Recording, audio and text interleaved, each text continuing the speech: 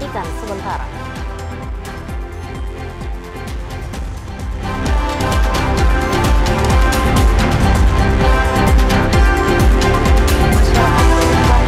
BBM Kabupaten Bungo dan mendesak DPRD bertindak.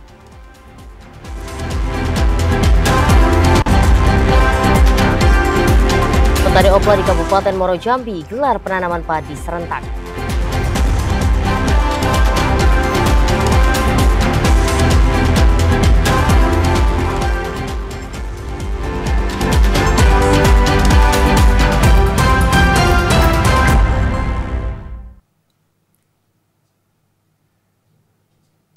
Assalamualaikum warahmatullahi wabarakatuh. Terima kasih Anda menyaksikan Jambi hari ini, edisi Rabu 17 September 2025.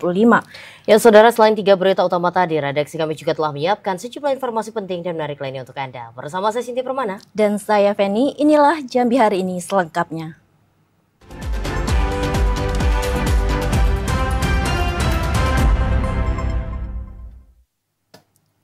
Saudara, kita awali Jambi hari ini dengan informasi polemik penolakan PT SAS memasuki babak baru.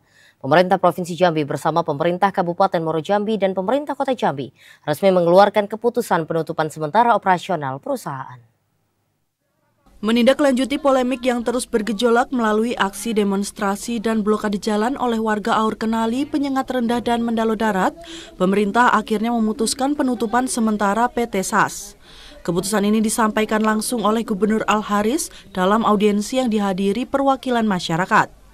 PT SAS untuk sementara dilarang melakukan aktivitas apapun. Sampai ada kesepakatan terkait pembangunan jalan khusus batubara dan penggunaan terminal untuk kepentingan sendiri atau TUKS di wilayah Aur Kenali. Al-Haris menegaskan pemerintah daerah berupaya netral menjadi penengah antara masyarakat dan perusahaan. Namun aspirasi warga tetap menjadi prioritas. Nah, oleh karena itu, ya kita sudah mencoba untuk rapat dengan masyarakat hari ini, dialog sudah kita terima semua, ditampung semua, dan juga dari perusahaan juga sudah menyampaikan juga tanggapannya. Namun demikian, kita tentu kita tidak bisa memutuskan bahwa ini sementara lanjutnya. Kenapa? Karena tentu kita juga melihat sisi bahwa masyarakat juga butuh ruang untuk mereka. Ya. Meski begitu, sebagian warga masih menolak keputusan ini. Mereka menyatakan penutupan permanen adalah harga mati mengingat dampak negatif aktivitas PT SAS yang dinilai mengganggu lingkungan dan kehidupan warga sekitar. Semuanya masih bergantung, itu yang membuat kecewa masyarakat. Semuanya masih bergantung. Tutup. Harga mati tutup? Tutup. Tidak ada yang lain? Tidak ada yang lain. Karena jelas-jelas. Saya sampaikan juga masalah namanya rekayasa teknologi yang mereka sampaikan itu bohong semua, Pak. Kenapa saya sampaikan begitu? Contoh ya, pernah yang terjadi, yang saat ini terjadi mereka membuka underpass, mereka menggunakan namanya hidrolik pancang. Bukan hidrolik pancang, mereka menggunakan namanya diesel hammer. Ada 3 jenis alat pancang itu, Pak. Pertama, drop hammer, kedua, diesel hammer, ketiga, hidrolik pancang. 2 ini itu tidak ramah lingkungan. Sementara itu, melalui keterangan resmi, pihak PT SAS menghormati keputusan pemerintah dan menegaskan telah menjalankan bisnis sesuai aturan yang berlaku. Randy Arta, TVRI Jambi melaporkan. Hampir tiap hari tidak mendapatkan BBM bersubsidi jenis solar. Ratusan sopir truk blokir jalan dan datangi kantor DPRD Bungo untuk menyampaikan aspirasi. Ratusan sopir truk di Kabupaten Bungo mendatangi gedung DPRD Bungo. Mereka datang menyampaikan keluhan terkait sulitnya mendapatkan BBM jenis solar bersubsidi. Para sopir truk protes karena setiap hari tidak mendapatkan solar di SPBU yang ada di Kabupaten Bungo. Mereka kalah dengan pelansir yang menggunakan minibus. Salah seorang perwakilan sopir truk Wahono mengatakan, para sopir truk hanya meminta kepada DPRD dan pemerintah Kabupaten Bungo agar diperhatikan dan diberikan kemudahan untuk mendapatkan kuota BBM jenis solar yang cukup, serta menertibkan para mobil pelansir yang setiap hari menjamur di setiap SPBU. Disediakan minyak untuk kami supaya kami narik lancar. Ini enggak. Untuk mengambil minyak 1 tangki 80 liter, kadang-kadang menyebut 4 hari. Kadang harus tidur di sana juga belum tentu kami dapat. Jadi kami minta bapak-bapak yang di atas, tolonglah kami ini. bantulah kan. Itu aja. Ini teman-teman ingin menyampaikan lagi. Apa penyebab, Pak? Penyebabnya terlalu banyak mobil lansir. Mobil lansir yang diutamakan, bukan kami umum yang diperhatikan. Karena mobil lansir dapat fasilitas dan dapat harga mungkin lain. Kalau kami kan memang subsidi yang kami jalan. Bupati Bungo Dedi Dayat mengatakan, SPBU memang punya swasta, tetapi minyak punya negara, dan semua berhak mendapatkannya, serta tidak boleh ada permainan. Pemkab bersama DPRD akan memanggil semua pemilik SPBU untuk duduk bersama mengatasi masalah ini. Tidak ada larangan mobil tidak boleh masuk ke SPBU. Ya, kita panggil dia, kita lihat apa masalahnya, kan gitu kan? Ya, tidak ada yang bisa ngancam. Negara hukum, ya. Tidak ada yang bisa ngancam orang, gitu ya. Ya kita berjalan di relnya, kan gitu kan? Orang ini tidak usaha, tidak ada orang yang bisa ngalangi orang usaha. Para sopir truk mengajukan 5 poin tuntutan, yakni audiensi dengan Forkopimda dan pemilik SPBU dalam waktu 2 kali 24 jam, meminta penertiban mobil pelansir oleh aparat kepolisian, pengembalikan akses truk dan kendaraan roda 6 untuk mengisi BBM jenis solar bersubsidi di seluruh SPBU yang ada di Kabupaten Bungo, perpanjang jam operasional SPBU, serta audit menyeluruh terhadap SPBU yang diduga melakukan praktik oplosan. Jika tuntutan tersebut tidak ditanggapi, para sopir truk mengancam akan tidur di halaman kantor DPRD Bungo. Demo ini menyebabkan kemacetan sepanjang 2 km. Mukriandi, TVRI Jambi melaporkan. Sorotan lainnya, Saudara, 130 personel Satuan Polisi Pawang Praja dan Pemadam Kebakaran Kabupaten Tanjung Jabung Timur wajib menjalani tes urin. Jika terbukti positif narkoba, mereka akan mendapat sanksi yang tegas. Sebagai bukti komitmen menjaga integritas dan kehormatan, Satpol PP dan Damkar Tanjung Jabung Timur bersama Badan Narkotika Nasional Kabupaten Tanjung Jabung Timur melaksanakan tes urin terhadap 130 anggota. Peserta tes terdiri dari pegawai negeri sipil, P3K, dan PHTT. Kegiatan yang digelar di kantor Satpol PP dan Damkar Tanjung Jabung Timur ini wajib diikuti seluruh anggota aktif sebagai upaya pencegahan penyalahgunaan narkoba. Kasatpol PP dan Damkar Tanjung Jabung Timur Gustin Wahyudi menegaskan, tes urin merupakan langkah nyata untuk menciptakan lingkungan bebas narkoba di kalangan anggota. Tak hanya memastikan bebas penyalahgunaan narkoba, namun juga untuk mempertegas komitmen sebagai pelayan masyarakat yang profesional dan berintegritas. Hasil tes urin akan diproses secara cermat oleh BNNK Tanjung Jabung Timur, dan apabila terbukti ada anggota yang positif mengkonsumsi narkoba, maka akan diambil tindakan sesuai aturan yang berlaku. Kliva Patria, TVRI Jambi melaporkan. Penanaman padi secara serentak digelar para petani di Kabupaten Muaro Jambi. Penanaman kedua dalam program OPLA ini merupakan wujud dukungan petani untuk mencapai swasembada pangan padi di daerah. Puluhan petani di Desa Rengas Bandung, Kecamatan Jambi Luar Kota, Kabupaten Muaro Jambi melaksanakan penanaman padi secara serentak di lahan seluas 25 hektar. Penanaman tahap kedua pada tahun ini merupakan dukungan terhadap program ketahanan pangan Presiden Prabowo Subianto dan Wakil Presiden Gibran Rakabuming Raka. Terpantau di lapangan, petani sangat antusias mengikuti penanaman padi bersama unsur Forkopimda Muaro Jambi. Seorang petani, Satilawati, mengatakan, pada masa tanam pertama, sebagian padi diserang hama sehingga hasil panen tidak maksimal. Petani berharap dengan pendampingan Pemda dan TNI, hasil panen pada masa tanam kedua dapat lebih baik. Rasanya, Bu? Ya senang. Senang ya? Iya. Terbantu kita atau gimana? Terbantu dikasih pupuk, dikasih obat keong, bibit padi. Dikasih kita ya? Ya. Oke. Harapan kita gimana? Harapan ke depan teruslah macam itu. Tambah semangat kita berarti? Iya, semangat. Pembinaan dan dukungan untuk petani merupakan wujud sinergisitas Forkompimda dalam membangun swasembada pangan di Muaro Jambi. Kadis Tanaman Pangan dan Hortikultura Muaro Jambi Paruhuman Lubis mengatakan, pemerintah memberikan dukungan melalui bantuan bibit padi unggul Inpari 50 yang diprediksi mampu meningkatkan hasil panen gabah hingga 5 ton per hektar. Pemerintah juga membantu petani mengatasi hama, khususnya hama keong yang mengancam tanaman padi. Melalui pemerintah pusat, petani peserta program OPLA juga mendapatkan bantuan Rp900.000 per hektar untuk pengelolaan lahan sawah tada hujan. Pendampingannya mungkin kita arahkan ke bantuan apa ya? bantuannya itu dari pemerintah pusat, itu ada benih, ada dolomit, uangnya per hektar itu sekitar 900.000. Nah, inilah yang kita manfaatkan, inilah yang kita berikan dorongan kepada petani agar petani itu lebih giat.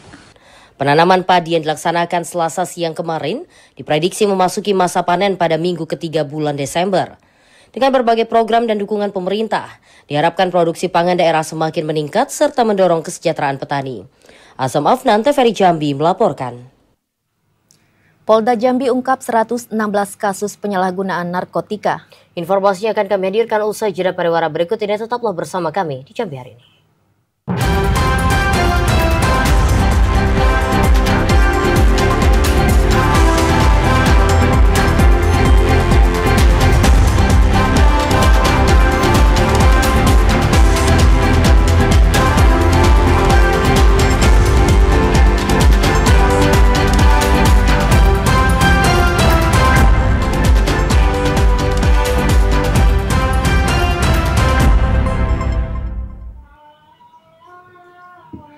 Anda masih menyaksikan Jambi hari ini.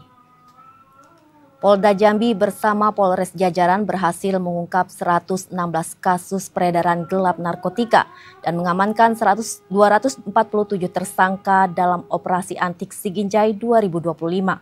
Operasi ini digelar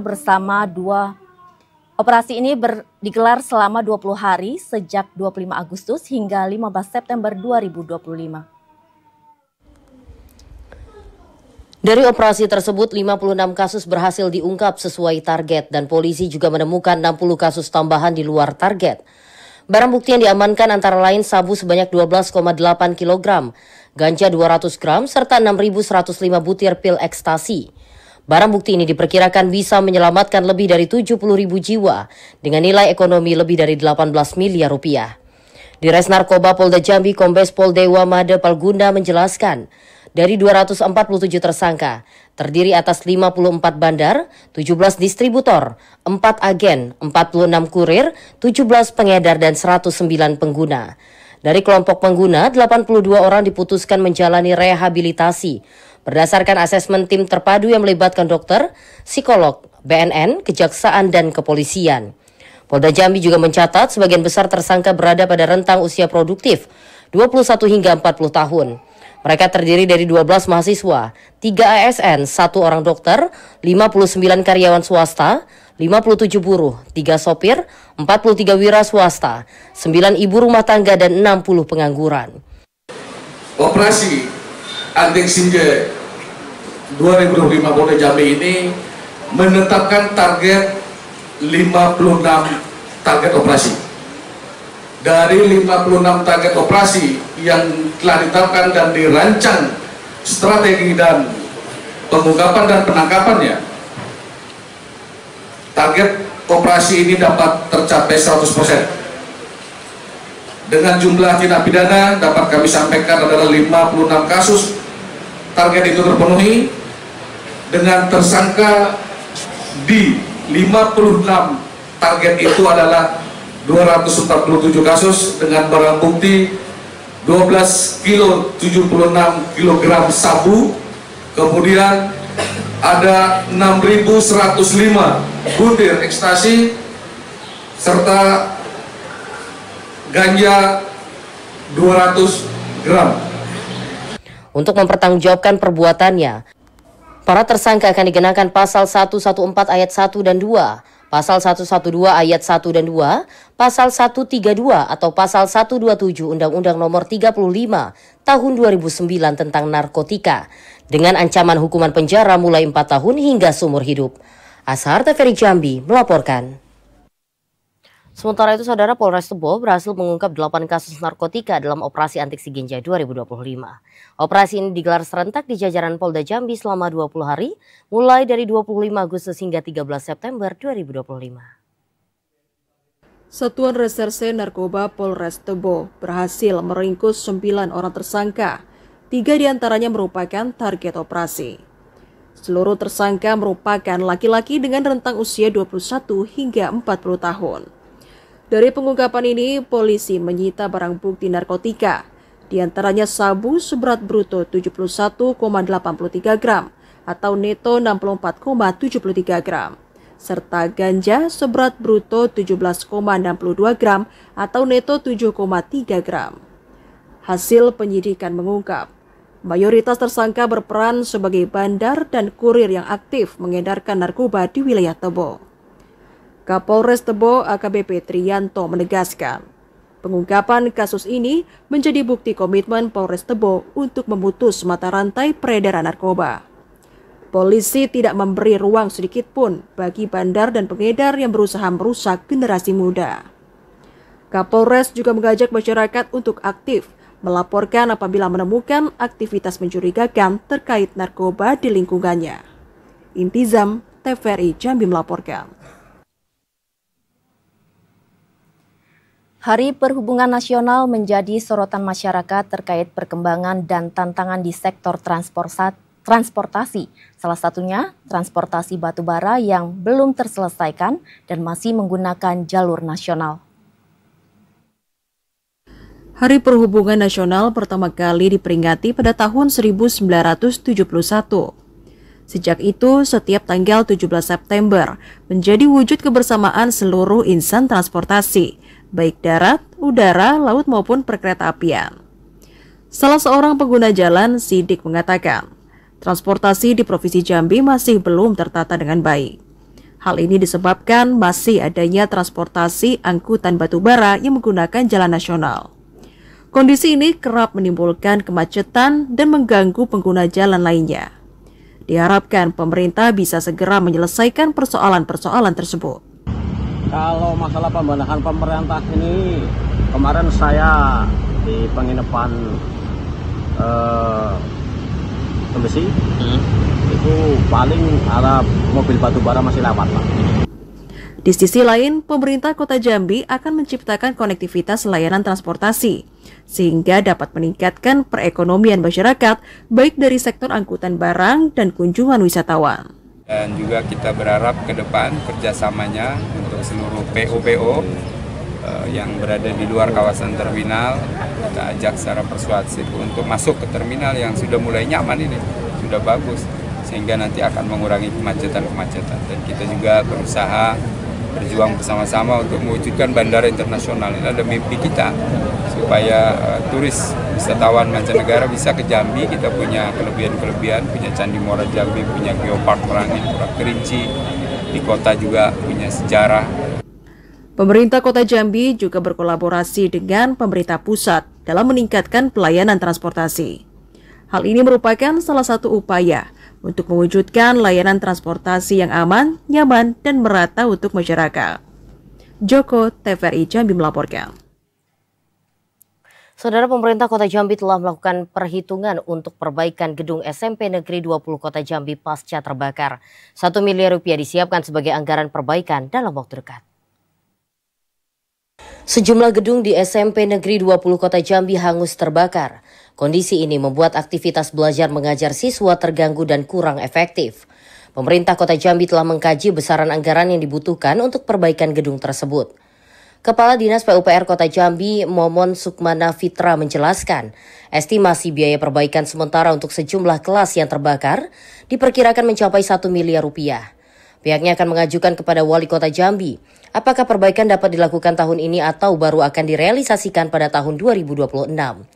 Perbaikan direncanakan meliputi 3 kelas yang terbakar, ruang koperasi siswa, ruang pramuka, ruang kesenian, serta beberapa ruangan lainnya.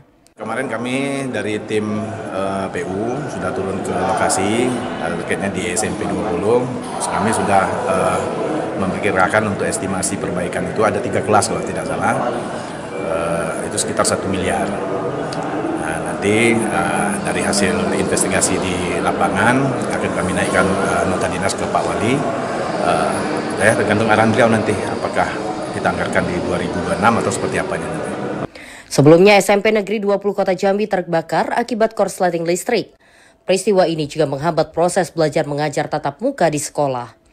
Joko, TVRI Jambi melaporkan. Saudara, tetaplah bersama Jambi hari ini karena kami masih akan kembali dengan sejumlah informasi penting dan menarik lainnya. Di antaranya, dukung ketahanan pangan, Bupati Merangin lakukan penanaman padi di lahan seluas 195 hektar Informasinya usai jeda.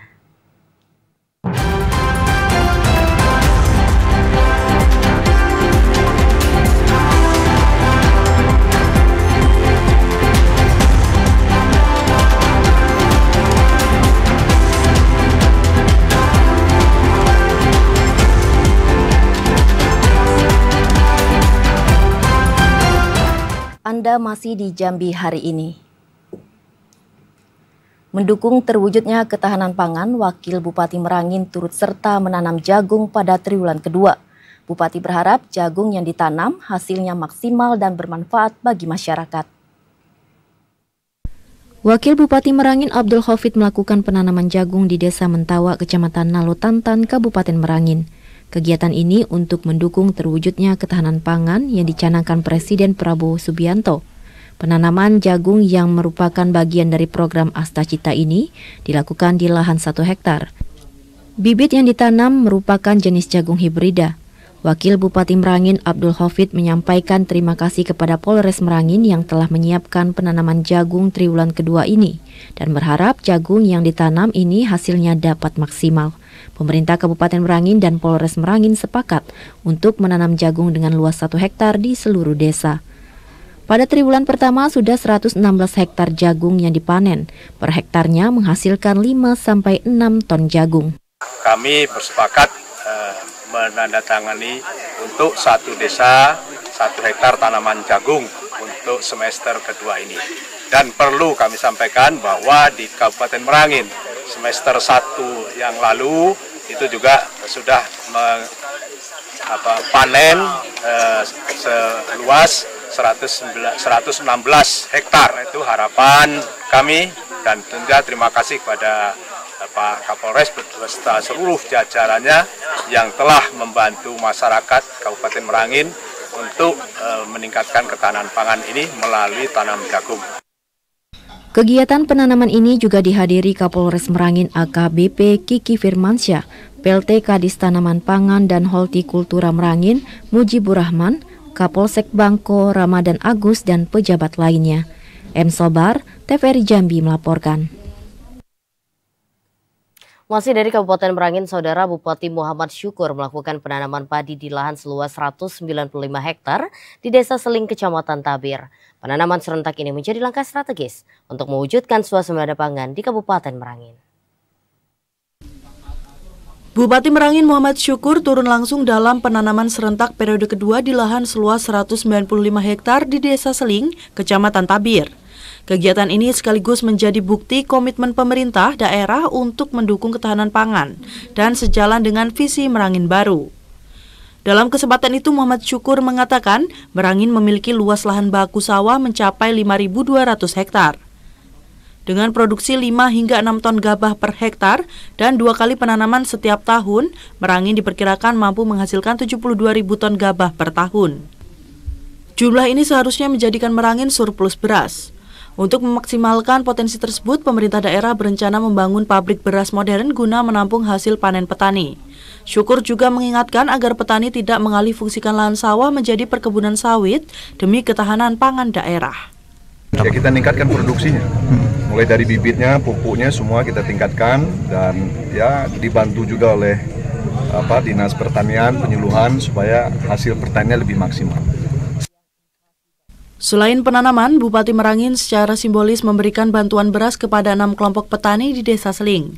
Gerakan ini juga diikuti Komandan Kodim 042 Sarko, Letkol Infantri Yakia Wisnu Arianto, Kepala Bulog Merangin, PLT Kadis Kominfo Merangin Ahmad Koirudin, dan sejumlah pejabat lainnya. M. Sobar, TVRI Jambi melaporkan. Wakil Bupati Merangin Abdul Hafid mengikuti rapat koordinasi pengendalian inflasi daerah yang dipimpin Menteri Dalam Negeri Tito Karnavian. Meski indeks perkembangan harga atau IPH mengalami kenaikan, harga beras di Kabupaten Merangin masih relatif stabil. Dalam rangka koordinasi pengendalian inflasi daerah, terungkap IPH minggu ketiga di Kabupaten Merangin mencapai 2,93%. Angka ini lebih tinggi dibandingkan minggu ketiga bulan lalu yang berada di level 2,49%. Wakil Bupati Merangin Abdul Hafid mengatakan kenaikan harga terjadi pada komoditas cabai, udang dan daging ayam ras akibat terbatasnya pasokan di pasar. Namun untuk komoditas beras, harganya masih terjaga stabil. Merangin juga tidak masuk dalam 93 kabupaten yang mengalami lonjakan harga beras. Stabilitas harga beras ini tidak lepas dari peran pertanian yang masih dipertahankan di Merangin, serta ketersediaan beras SPHP oleh Bulog. Hal ini sekaligus menunjukkan peran vital sektor pertanian dalam menekan tekanan inflasi daerah. Tidak ada kenaikan terkait dengan harga beras, baik premium, medium, dan kemudian juga beras yang umum di pasaran. Dan alhamdulillah Kabupaten Merangin tidak termasuk di dalam kategori 93 kabupaten yang mengalami kenaikan harga beras. Dan kemudian juga terkait dengan ketahanan pangan. Untuk tanam baik jagung, padi juga sudah dilaksanakan di Kabupaten Merangin, dan mudah-mudahan 3,5 bulan yang akan datang baik jagung maupun beras, padi itu bisa panen. Dalam kesempatan itu, Menteri Dalam Negeri Tito Karnavian juga membahas program 3 juta rumah. Wakil Bupati Merangin Abdul Hafid menegaskan dukungan penuh terhadap program tersebut. Saat ini terdapat 314 unit rumah di Merangin yang akan dikoordinir melalui Dinas Perkim dan Dinas PUPR Kabupaten Merangin. M. Sabar, TVRI Jambi melaporkan.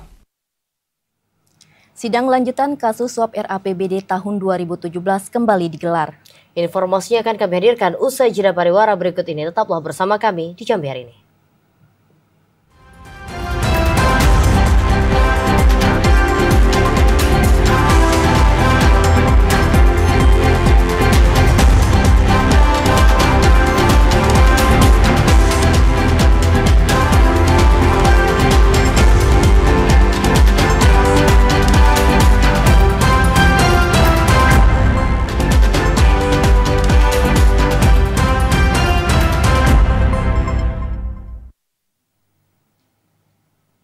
Saudara, Anda masih menyaksikan Jambi hari ini.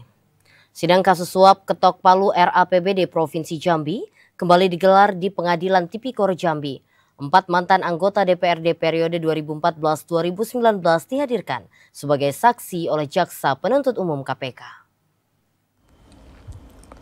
Sidang lanjutan kasus dugaan korupsi uang ketok palu RAPBD Provinsi Jambi tahun 2017 dengan terdakwa Sulianti, mantan anggota DPRD Provinsi Jambi, kembali digelar di Pengadilan Tipikor Jambi. Agenda sidang kali ini yaitu pemeriksaan saksi yang dihadirkan Jaksa Penuntut Umum KPK. Ada 4 saksi yang diperiksa, antara lain mantan Ketua DPRD Provinsi Jambi Cornelis Buston, mantan Wakil Ketua DPRD A.R. Syabandar, mantan Wakil Ketua DPRD Humaydi Zaidi, serta anggota DPRD Kusnindar. Para saksi mengakui terdapat aliran uang suap dalam pengesahan RAPBD tahun 2017. Mereka juga meminta KPK untuk terus mengusut tuntas pihak-pihak yang diduga terlibat dalam praktik suap tersebut. Enggak, kita sama KPK kalau bekerja itu profesional lah. Contoh seperti OTT kemarin, itu yang memberi dan yang menerima itu ditangkap, benar kan? Lah, saya dikasih uang oleh Dodi itu 2 kali, saya ditahan 5 tahun, sedangkan Dodi yang ngasih saya tidak ditahan. Ini kan tidak adil. Di Rawan itu katanya kan tidak diproses, kan dia yang memberi. Oh ya, itu nanti kita laporkan dulu ke pimpinan terkait Dodi, karena juga perkara ini pun karena Dodi juga keterangannya semua ya, keterangan Dodi Irawan.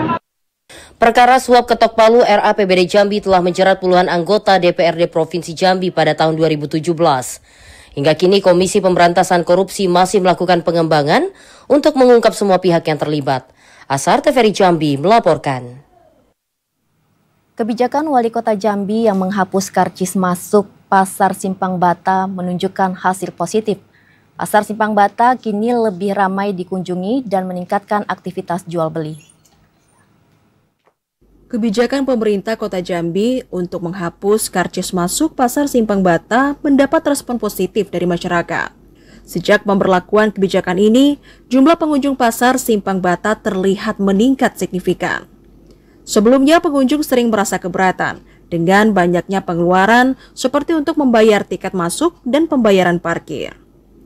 Namun dengan dibebaskannya karcis masuk, pengunjung lebih nyaman dan lebih sering memilih Pasar Simpang Bata sebagai tempat berbelanja. Meskipun parkir masih diberlakukan, namun perubahan kebijakan ini memberikan kemudahan bagi para pengunjung. Ya ngaruh sekali sih. Alasannya apa, Bu? Soalnya kalau masuk kan harus bayar, belum lagi antri dah tuh kan. Nah, itu kayak ada lagi ketinggalan nih belanjaan, nak muter lagi, soalnya kan arah satu, udah bisa putar langsung ke belakang, langsung keliling lagi.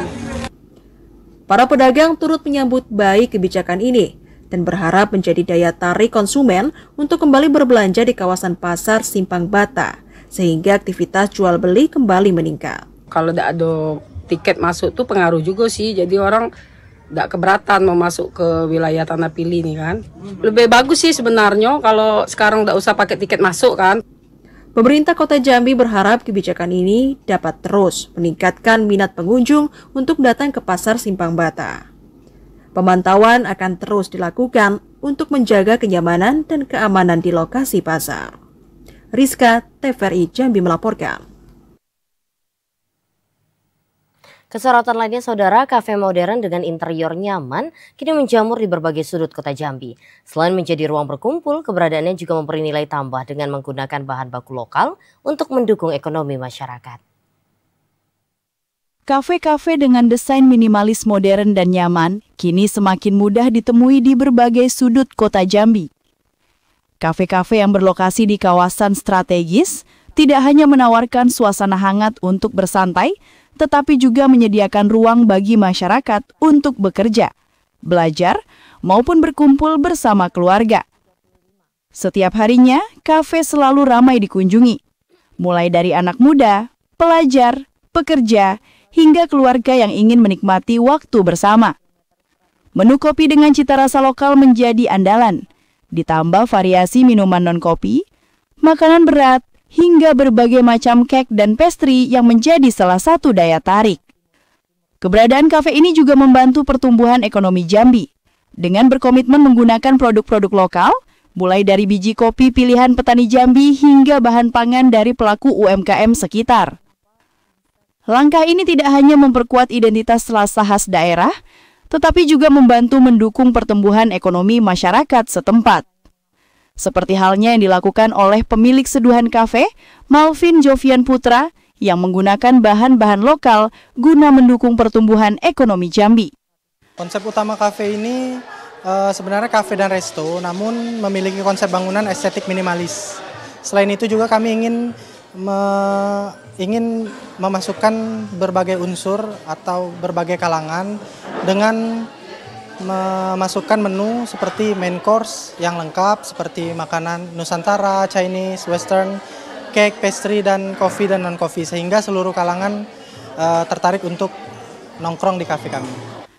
Dengan konsep yang ramah bagi semua kalangan, kehadiran kafe di Jambi kini tidak hanya menjadi tempat untuk menikmati kopi, melainkan juga ruang berkumpul yang mempererat kebersamaan, mendorong kreativitas generasi muda, sekaligus berkontribusi nyata pada perkembangan ekonomi kreatif daerah. Cynthia, Yazir, TVRI Jambi melaporkan. Tabrakan kembali terjadi di Jalan Lintas Timur Sumatera kilometer 135 Tanjung Jabung Barat Rabu pagi. 6 penumpang luka-luka, diantaranya mengalami patah kaki dan harus menjalani perawatan. Kecelakaan lalu lintas terjadi di Jalan Lintas Timur Sumatera kilometer 135 Desa Pematang Pauh, Kecamatan Tungkal Ulu, Kabupaten Tanjung Jabung Barat. Insiden yang terjadi sekitar pukul 9 waktu Indonesia Barat ini melibatkan mobil Innova dan sebuah bus. Bagian depan mobil Innova ringsek parah, sementara bus mengalami kerusakan di sisi kiri. 6 penumpang Innova mengalami luka-luka, 2 diantaranya menderita patah kaki dan membutuhkan penanganan serius. Seluruh korban langsung dibawa ke RSUD terdekat untuk mendapatkan perawatan medis. Banit Gakum Satlantas Polres Tanjung Jabung Barat, Bribda Karen Supriyanto menegaskan, penyebab pasti kecelakaan masih dalam penyelidikan. Polisi saat ini meminta keterangan dari pengemudi kedua kendaraan serta sejumlah saksi mata. Telah terjadi kecelakaan lalu lintas di Jalan Lintas Timur kilometer 135. Desa Pematang Pauh, Kecamatan Tunggalulu, Kabupaten Tanjung Jabung Barat. Dapat kami laporkan kejadian terjadi pada hari ini, Rabu tanggal 17 September 2025, sekira pukul 9.00 waktu Indonesia Barat. Kecelakaan ini melibatkan dua kendaraan, yaitu kendaraan bus dengan kendaraan Kijang Innova, di mana dari kecelakaan ini mengakibatkan korban dari kendaraan Innova sebanyak 6 orang yang saat ini sudah kami bawa dan sudah kami berikan penanganan di Puskesmas Pelabuhan Dagang. Polisi mengimbau pengendara untuk lebih waspada dan mematuhi aturan lalu lintas, terutama saat melintasi jalur rawan kecelakaan. Hingga berita ini diturunkan, arus lalu lintas di lokasi kejadian sudah kembali normal setelah petugas menyelesaikan proses evakuasi kendaraan. Tim redaksi TVRI Jambi melaporkan. Demikian Jambi hari ini, terima kasih atas perhatian dan kebersamaan Anda. Saya Feni. Dan saya Cynthia Permana bersama kerabat kerja yang bertugas pamit undur diri. Wassalamualaikum warahmatullahi wabarakatuh dan sampai jumpa.